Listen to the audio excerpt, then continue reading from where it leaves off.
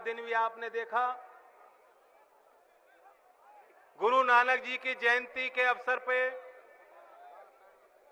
पहली बार देश के प्रधानमंत्री ने सार्वजनिक तौर पे माफी मांगी।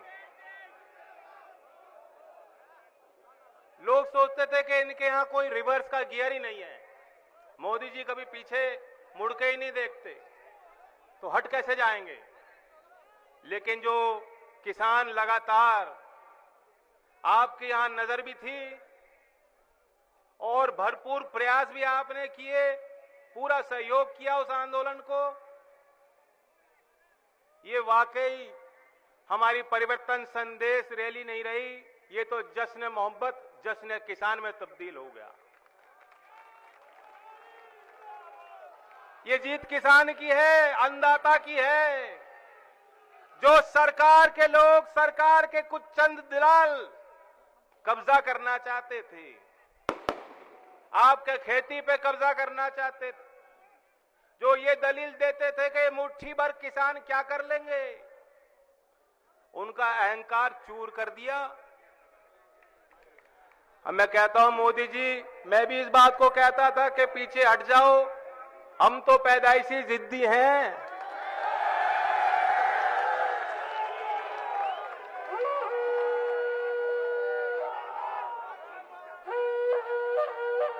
मैंने उनको बार बार सलाह दी, मान जाओ बात को, कहां झगड़ा मोल ले रहे हो।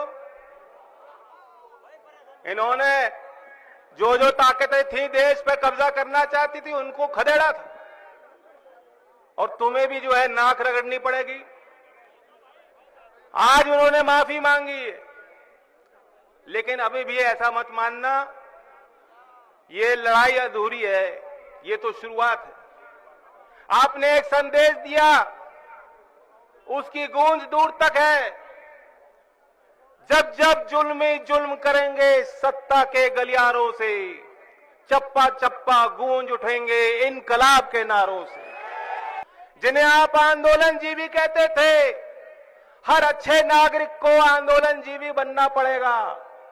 अगर आप अपने बिजली बिल से परेशान हो, गन्ने का 14 दिन में पेमेंट नहीं हो रहा, अगर किसान उससे परेशान है, हमारे काबिल नौजवान होनहार भर्ती प्रक्रिया हो जाती है, ज्वाइनिंग नहीं होती, नौकरी नहीं मिलती, अगर मेरे युवा भाई और बहन परेशान हैं, एक ही तरीका है, आंदोलन जीवी बनना पड़ेगा। और आंदोलन जीवी जब हर नागरिक बन जाएगा, कोई भी सरकार कितनी बड़ी बहुमत हो, कितने शक्तिशाली लोग हों, सूट बूट की सरकार हो, ताकतवर हो, आपके आगे हमेशा नतमस्तक होगी, झुकेगी। मैं इस मौके पे बगरा की जमीन से, ये क्रांति की धरती रही, यहां के लोग लड़ना जानते हैं, संगठन का मोल जानते हैं। इस धरती पे मैं चौधरी अजीत सिंह जी को भी श्रद्धांजलि दूंगा, क्योंकि आप सब जानते हो, हम भूल नहीं सकते, ये उनकी आखिरी इच्छा थी और आखिरी क्रिया थी कि आज उनकी जीत है, और वहां ऊपर से अगर उनकी निगाह हम पे पड़ेगी तो वो जरूर ये संदेश वहां तक पहुंचा होगा, वो खुश होंगे। आज उनकी आत्मा को शांति पहुंची होगी। लेकिन मैं आपको सचेत कर रहा हूं, बार बार होशियार रहने की जरूरत है। क्यों? इनकी यूनिवर्सिटी की डिग्री किसी ने देखी नहीं मोदी जी की, लेकिन झूठ बोलने में इन पे सबसे बड़ी डिग्री है। Entire science of lying, of झूठ, अगर ऐसी कोई डिग्री बनी होगी तो इनके पास माशाअल्लाह जरूर होगी।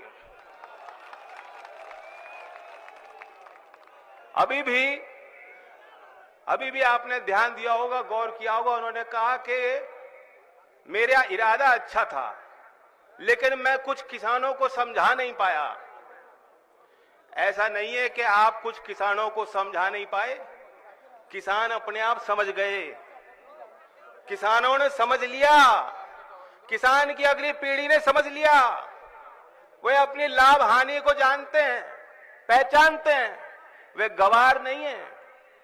चौधरी चरण सिंह जी देश के प्रधानमंत्री बन सकते हैं तो आज भी झोपड़ में पैदा होने वाला, गांव के स्कूल में पढ़ने वाला हर बच्चा देश का प्रधानमंत्री भी बन सकता है, वह वकील भी बन सकता है, वो विद्वान है, वह जानता है सरकार के कामकाज कैसे होने चाहिए और कैसे नहीं होने चाहिए, क्या हिसाब किताब है।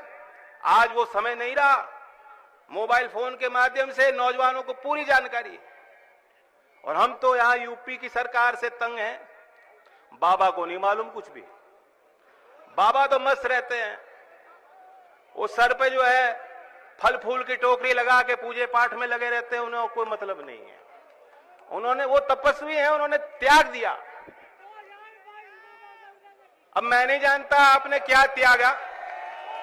ये जो कह रहे हैं वह गद्दी लखनऊ की त्यागनी पड़ेगी, वह भी त्यागनी पड़ेगी गद्दी योगी जी।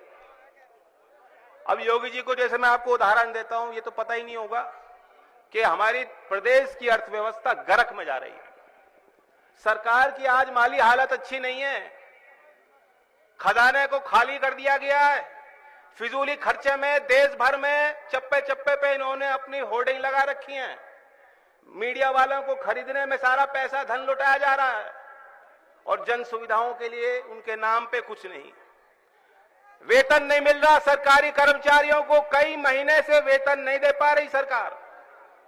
2017 में उत्तर प्रदेश के बजट को आप देखें तो 4 लाख करोड़ का कर्जा था, 5 साल में 50% बढ़ा दिया और 6 लाख करोड़ से भी ज्यादा कर्जा आज उत्तर प्रदेश पे है।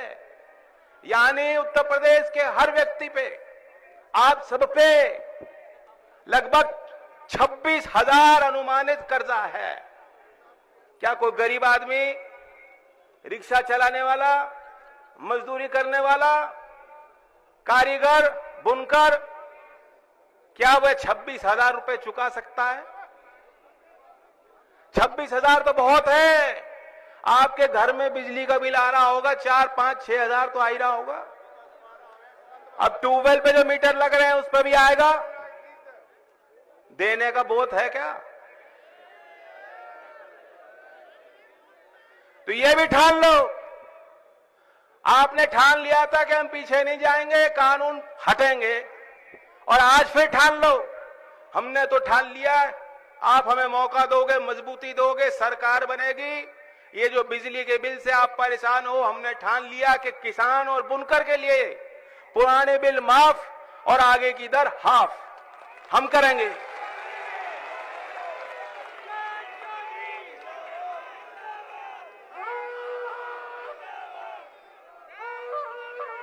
और गन्ने की बात, बहुत काम है खेतों में छोल चल रहा है, बहुत काम है, किसानों के शादियां हो रही हैं। इसके बावजूद आप सब यहां आए, ये मेरे लिए बहुत बड़ा आशीर्वाद। लेकिन गन्ने की वो फसल जिसमें वाकई कोई मिठास अगर पहुंची किसान तक, उसका श्रेय चौधरी अजीत सिंह जी उसके उस विजन को जाता है कि उन्होंने यहां उद्योग स्थापित किए, आपको उस उद्योग से जोड़ा, आपको एक मजबूत विकल्प दिया। लेकिन आज गन्ने की खेती कर रहे किसान जानते हैं, बाबा आके कुछ ही कह लें, आपको भी पता है हजारों करोड़ का बकाया रहा। एक भी सत्र में 5 साल में एक भी ऐसा मौका नहीं हुआ कि किसी किसान को 14 दिन में भुगतान मिल गया हो। नहीं मिला 14 दिन में भुगतान। ब्याज को तो भूल ही गए लोग। और मैं आपको सचेत करना चाहता हूं, अगर हम और आप चूक गए, किसी कारणवश हम कमजोर हो गए, बट गए, हिंदू मुस्लिम के झगड़े में हो या जातिगत आधार पर हो, हमारी ताकत इसलिए बनी हम एकजुट होकर लड़े, तब जीत पाए, तब माफी मांगी प्रधानमंत्री ने किसानों से। लेकिन अगर आप चूक जाओगे, ये एक और परिवर्तन करना चाहते हैं। आज जो कानून में प्रावधान है आपके हित का कि 14 दिन में भुगतान होगा, यदि नहीं हुआ तो ब्याज का अधिकार किसानों का है। ये कोई मनगढ़ंत बात नहीं, कोई सरकार का निर्णय नहीं, कानून का हिस्सा है। अगर इनकी सरकार यूपी में दोबारा बन गई, अगर मोदी जी को लगा कि किसान आंदोलन कमजोर पड़ गया, फीका पड़ गया, मैंने दोबारा ढोंग करके किसानों को अपने ओर जीत लिया, तो सबसे पहला काम ये यही करेंगे कि इस कानून को रद्द करने जाएंगे और ये चाहते हैं कि एक मुश्त नहीं किश्तों में गन्ने की खेती कर रहे किसानों को किश्तों में पेमेंट हो।